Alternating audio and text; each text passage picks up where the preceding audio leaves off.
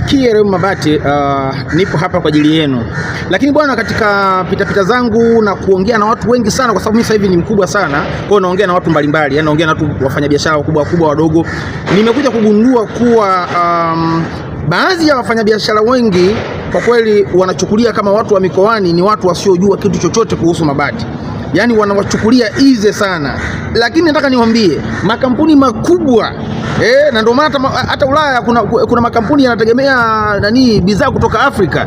Kwa hiyo huwezi kudharau. Sasa inaonekana kama wafanyabiashara wengi wanawachukulia watu wa mikoani ni kama akili iko moja, yani kwamba wanajua wale bwana hawa mikoani bwana ulaji wao ni hiki. Hapana, nataka niwaambie kwamba mikoani kuna watu wenye fedha nyingi na mikoani kuna watu wenye akili kweli kweli kukuzidi hata wewe unayekaa mjini.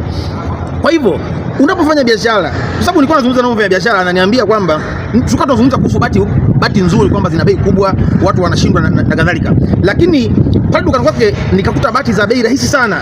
Nikamuuliza, "Kwa nini unazo hizi tu?"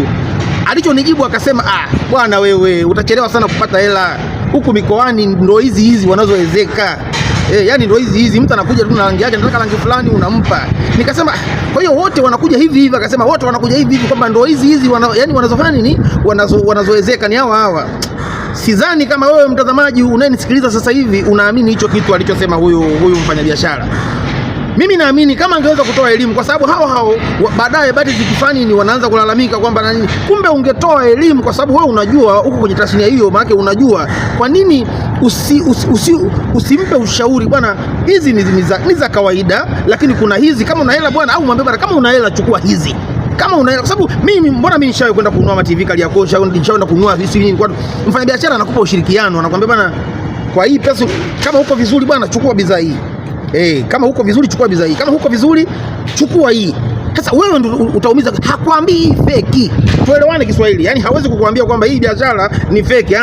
Ila anakuambia kama huko vizuri ndugu yangu, ni vizuri ungechukua hii. Ila kama labda namna gani, basi chukua hii. Hii na yenyewe nzuri tu. Sasa wewe ndio unatakiwa kujiongeza. Kwa sababu hata mimi siwezi kukuambia kwamba bidhaa hii feki. Yaani wewe unatakiwa kujiongeza katika maneno yangu na kukuambia wewe.